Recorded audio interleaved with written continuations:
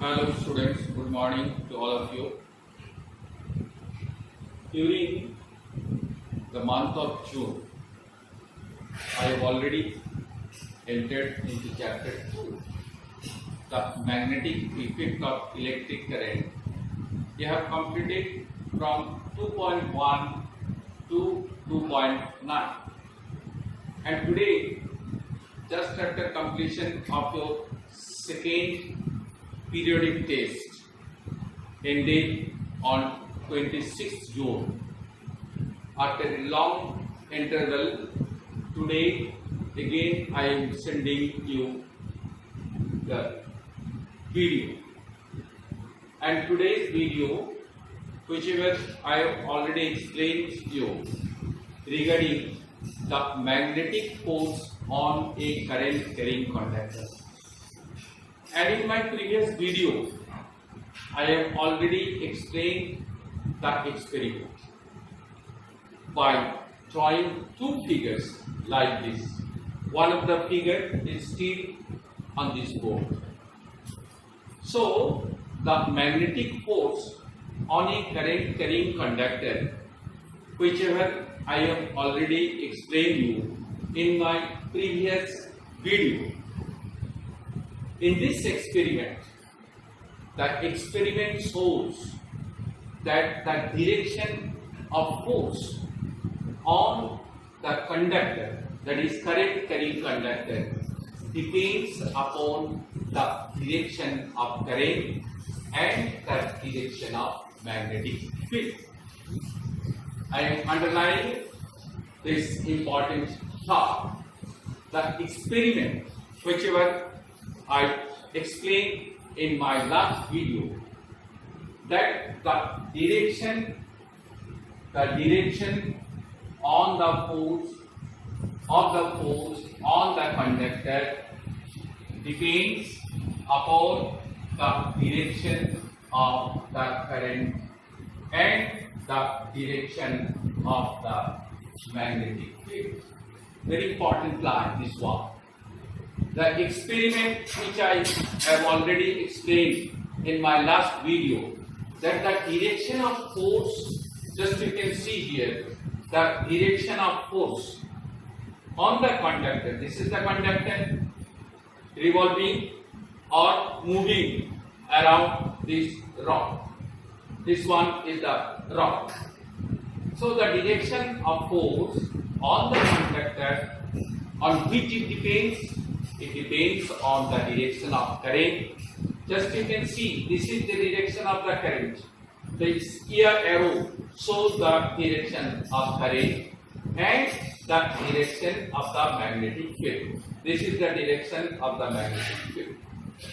So, this experiment also shows that the displacement of the rod, this is the rod, the displacement of the rod is largest, or you can say the magnitude of the force is highest when the direction of the current is at right angle. You can see right angle means in this way.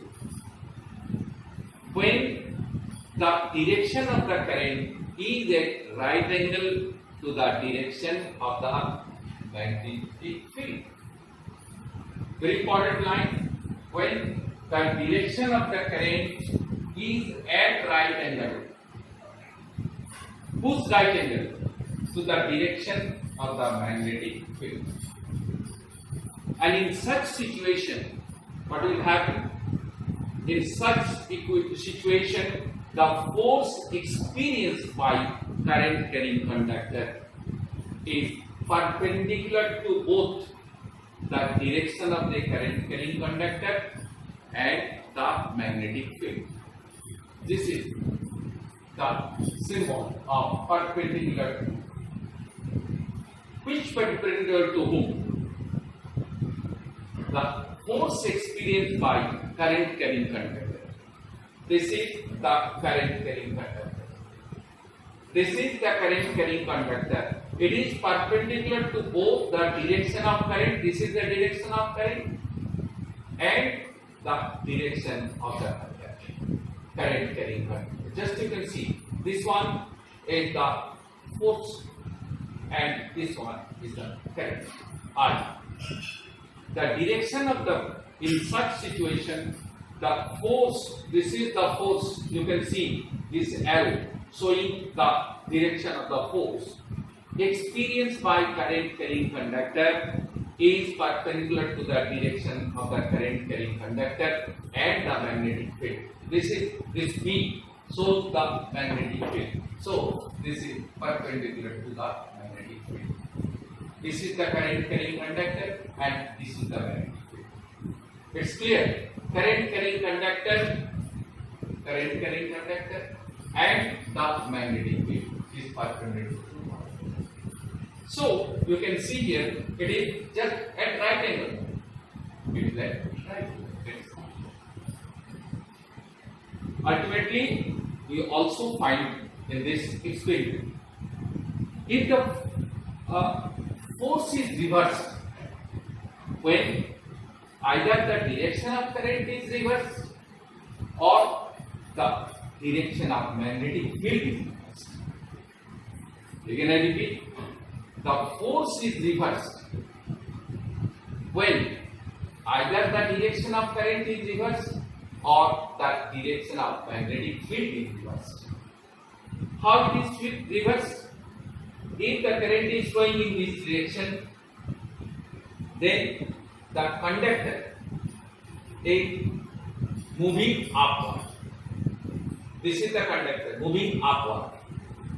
But when the flow of current is reversed, that is changed, the conductor will flow downwards, will revolve downward. So in this way, it will move around this rod, the axis.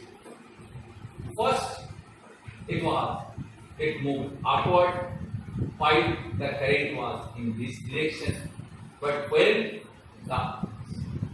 it is reversed, then the flow of the current in this direction, then the conductor will move downward. So it is clear that force is reversed. Number one, either the direction of current is reversed or the direction of magnetic field is reversed. Either of the two. Either the direction of current is reversed or the direction of magnetic field is reversed. And in such condition, we can use the Fleming's left hand rule. Now, in such condition, we can use Fleming's left hand rule. What is Fleming's left hand rule? If we stretch the middle finger, forefinger and thumb finger in such a way that these fingers are mutually perpendicular to each other, then each middle finger indicates the direction of current, forefinger will indicate the magnetic field, then the thumb finger will give the direction of force by current carrying conductor. Again I repeat, when we stretch the middle finger, forefinger and thumb finger in such a way that these three fingers are mutually perpendicular to each other, then middle finger indicates the direction of current, forefinger will indicate the direction of magnetic field and the thumb finger gives the direction of magnetic. This force on current carrying conductor. So current, magnetic field and the force to the current carrying conductor. So we use here the Fleming's left hand rule to find the direction of force on the conductor. This is the conductor. Experimentally, it is found that the force experienced by the current carrying conductor in a magnetic field. You can see this magnet. In this magnetic field, it is with magnet. Here it is placed in the magnetic field. So experimentally it is found that the force experienced by current carrying conductor in a magnetic field is directly proportional to the magnitude of the current. And we can write here A is directly proportional to I. It means this is the force experienced by the current carrying conductor is directly proportional to the magnitude of the current. A is directly proportional to I. The second one, the force experienced by the current carrying conductor is also directly proportional to the B, that is magnetic field. Third, the force experienced by current carrying conductor is also directly proportional to the length of the conductor. A is directly proportional to A. And the fourth one, the force experienced by current carrying conductor is directly proportional to sine theta. So ultimately combining all these three expressions, A is directly proportional to I, A is directly proportional to B, A is directly proportional to L, A is directly proportional to sine theta, A is equal to BIL sine theta. This force is maximum when the theta is 90 degree. When the theta is 90 degree, that is rod is perpendicular to the direction of the magnetic field. The force, just you can see, this is the force. The rod is perpendicular to the magnetic field. So we have written here this rod is perpendicular to the direction of the magnetic field. Then A is equal to BIL. Why? Theta is equal to 0 or 180 degree. Therefore, A is equal to 0.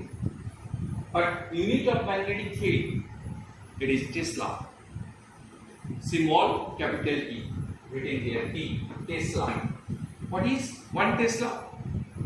Now, the magnitude of magnetic field is 1 Tesla when a conductor of 1 meter, carrying 1 ampere of current